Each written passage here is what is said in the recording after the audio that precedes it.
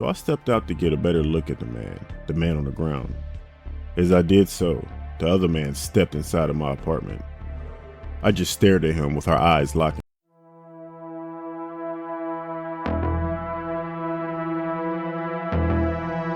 Nightmare Files.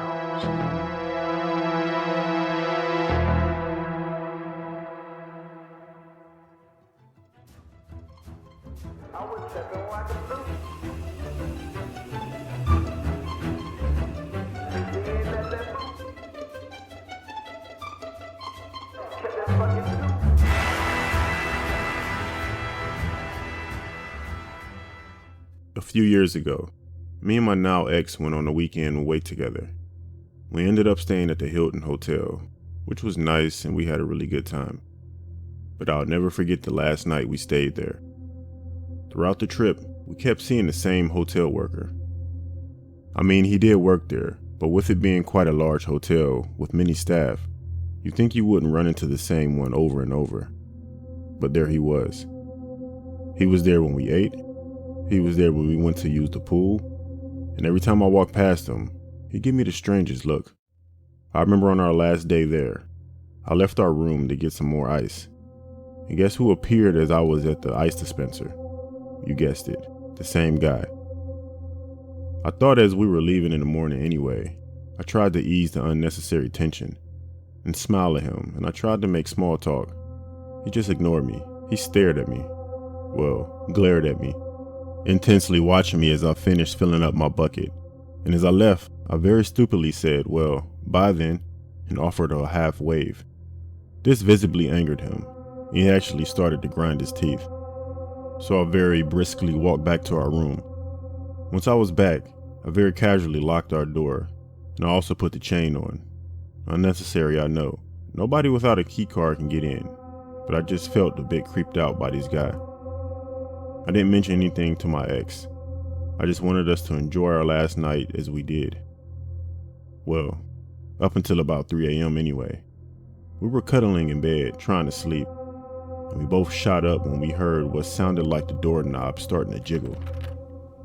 We both looked at each other, surprised, but I assured her someone probably just had the wrong room. I was sure of that assumption until we heard that familiar beep, and then the door unlocked. Someone had a key. The door slowly pushed open until it snagged on the chain, and upon realizing this, the would-be intruder swiftly closed it. We were both stunned, but I quickly snapped out of it, hoping that I could catch a glimpse of whoever it was. I ran to the peephole and peeked through it just in time to see a hotel employee briskly walking away. I could only see the back of them, but I knew exactly who it was. I wanted to tell the desk what had just happened, but my ex had begged me just to stay in the room with her, and that she didn't want to leave the room. So I told her to come with me, but she didn't want to, so I just stayed in there with her. We tried to sleep but couldn't, and checked out first thing in the morning. I did mention it as we left, and they said that they'll look into it, but I never heard anything. The Hilton is a nice hotel, and truthfully, I'd love to go back one day. Hopefully I'll never see that creepy guy again.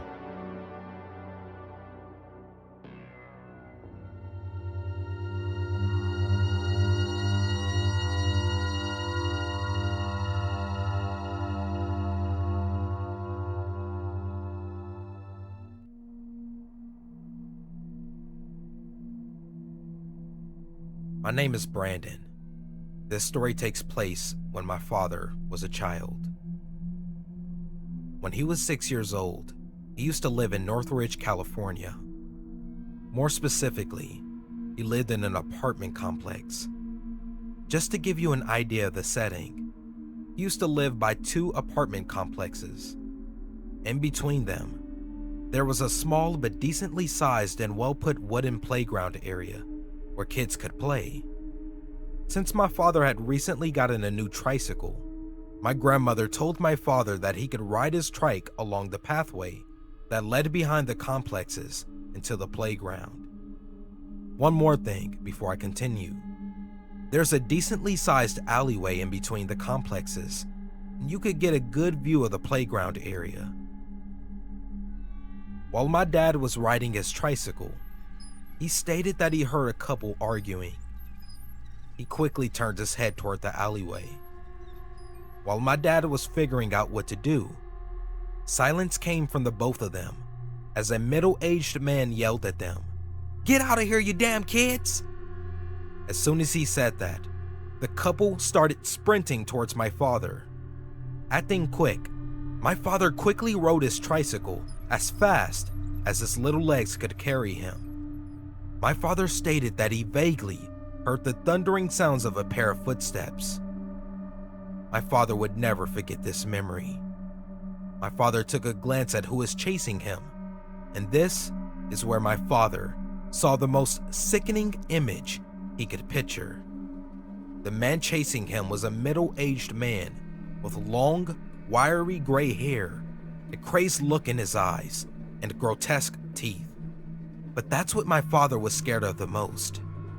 He vaguely remembered the man was wielding some kind of blunt object in his hand. My father screamed as he peeled behind the complex and quickly rushed through his front door and locked it behind him. My grandmother saw everything. However, she didn't call the police. My father still doesn't know why my grandmother didn't call the cops. My father rarely brings his story up, saying that I was the third person to hear this from his end. The only reason why I'm telling this story is that there was a murder-suicide recently in Northridge, and one of the victims was one of his next-door neighbors. Police are still investigating this incident. Still don't know if it's connected, but I can only picture what would have happened if that man had caught up to my dad.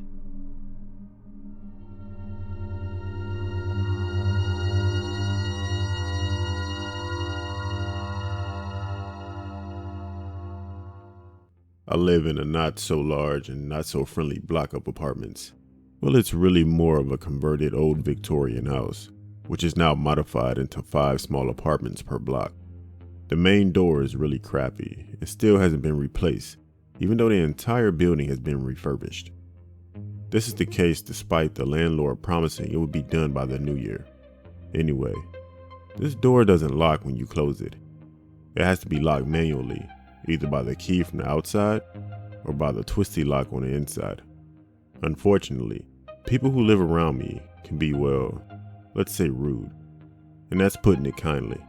They're always blasting music until late, setting off the fire alarm, which is linked in every apartment and is super loud and annoying.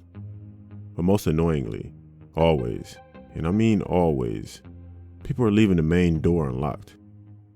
This was something more than an annoyance, up until very recently, when something truly horrific happened to me.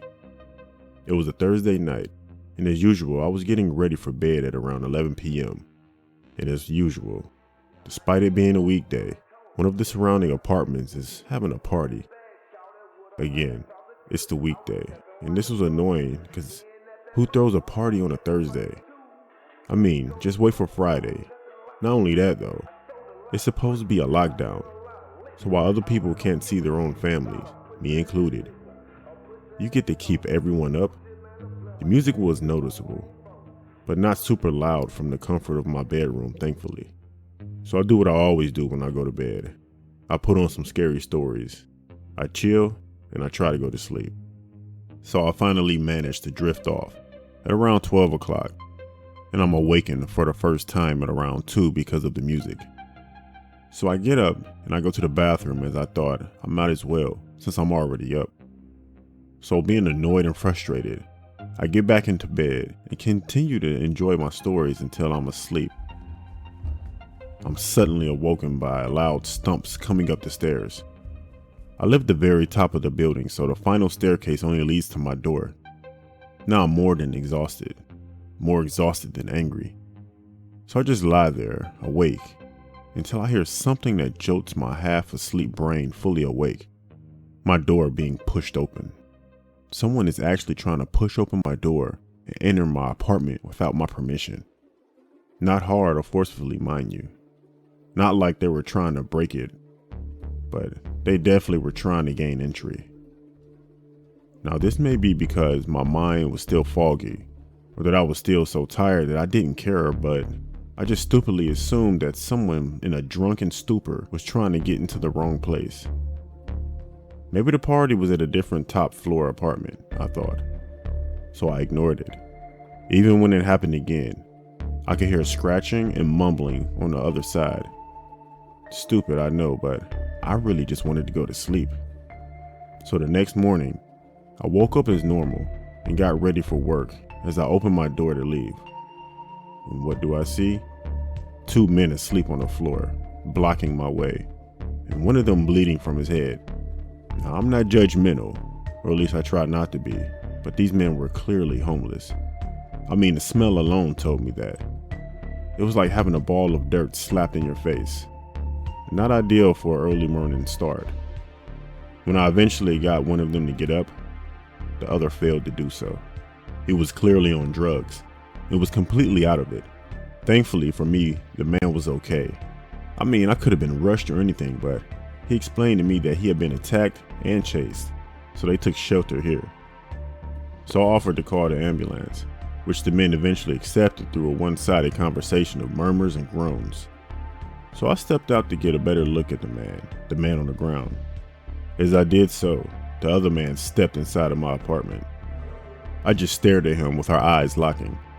He reached in his pocket and I postured up ready to fight. He looked at the other man and he just shook his head as if he were saying no. And thankfully he just came back out without incident, and I locked my door. The ambulance eventually came.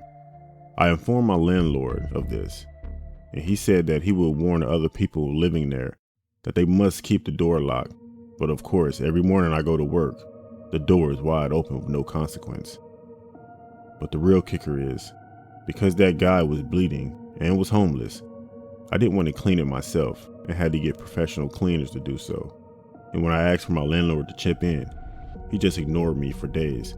And when he eventually got back to me, he said it's not that big of a deal. So I ended up paying for the whole thing myself, because I just didn't feel comfortable with that being around me. Now, I don't believe those men had intentions to hurt me. But what if I didn't lock my door? What if they had gotten in? When people are desperate and opportunities present themselves, you really don't know what people would do. 2 of them and 1 of me, asleep and alone, pretty scary when you think about it, right?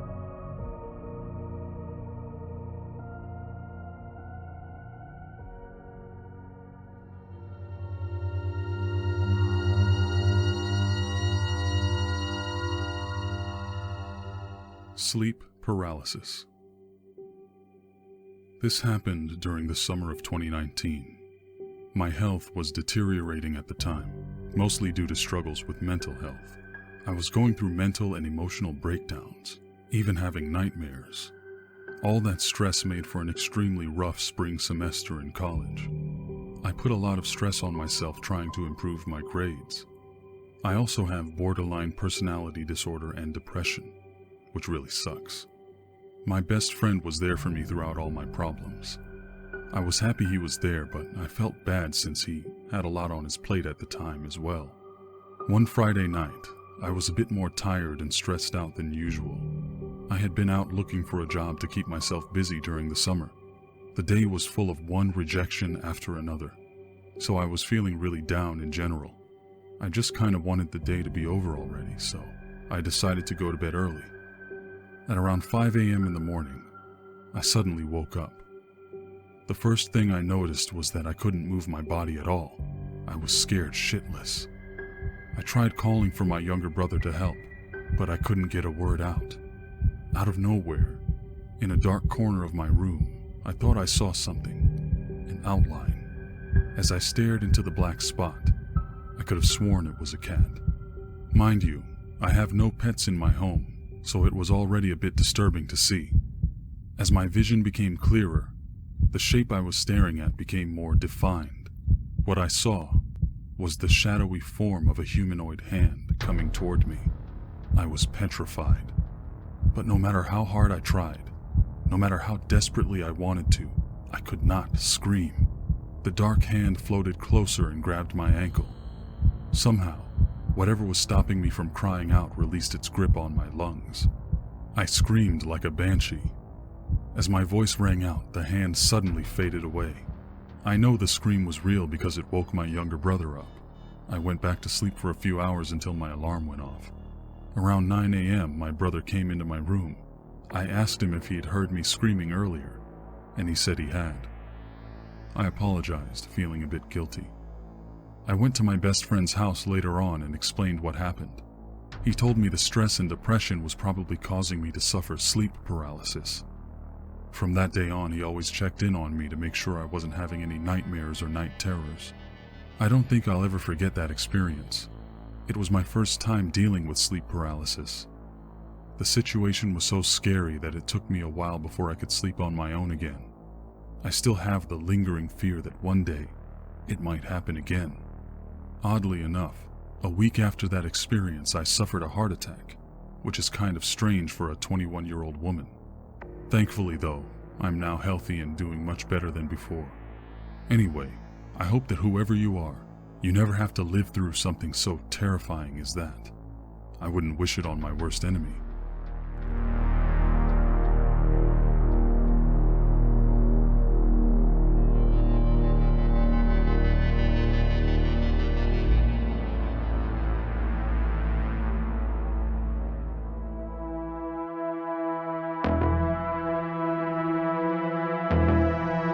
Nightmare Files.